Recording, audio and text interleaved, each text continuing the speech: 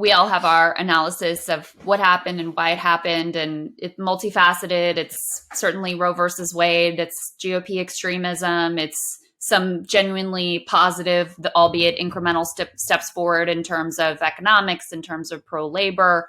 It's the student loan debt relief, which really helped to energize young voters and get them to the polls.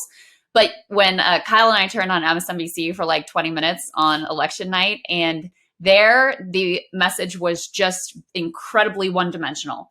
It was abortion. That's the only thing that that was the thing that won.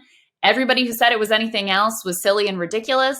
And I'm worried that that's effectively what the Democratic Party is going to take from this election. It's like, we don't really have to do anything else except point out how ridiculous the Republicans are and say abortion, abortion, abortion. Biden's press conference that he gave, he said some things that I liked. Some of what he had to say about why they did well had echoes of what our analysis has been. But he also indicated basically when they were like, well, what would you do different? He's like, nothing. Would do absolutely nothing different. Yeah, he's not going to do anything different. That's not encouraging. It is very unwise of the Democrats to think that given the results the other night, they're on track for beating the Republicans in 2024. That would be a very unwise message to take from this. And I see trying to figure out what MSNBC is doing. That's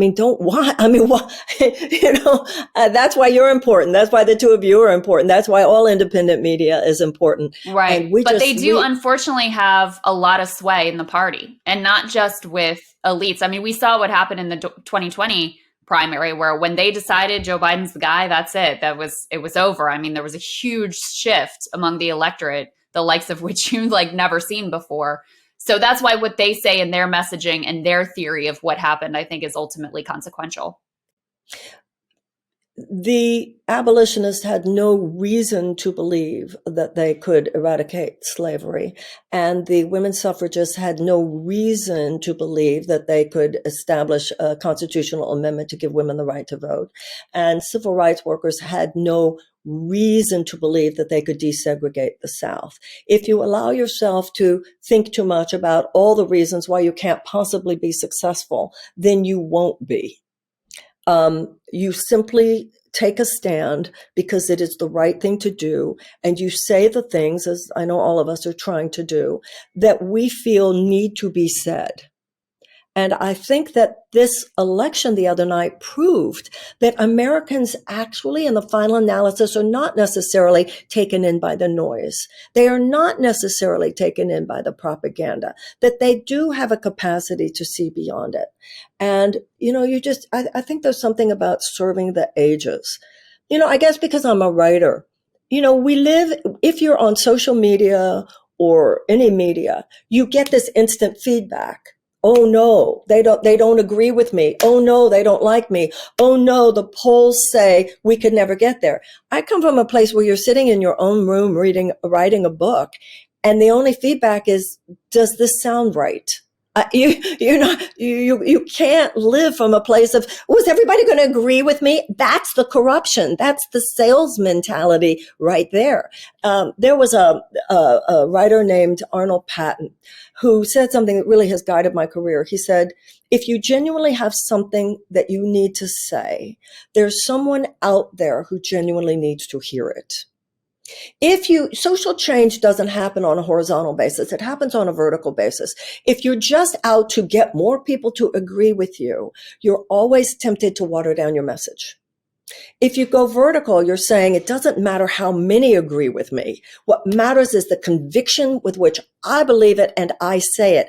And that becomes a force multiplier, because there are a lot of people who want to believe it, but they're just waiting for someone to make a stand so strongly for it, as the two of you do, that they feel, well, there's hope that we can build this field. The dark side of that is Donald Trump.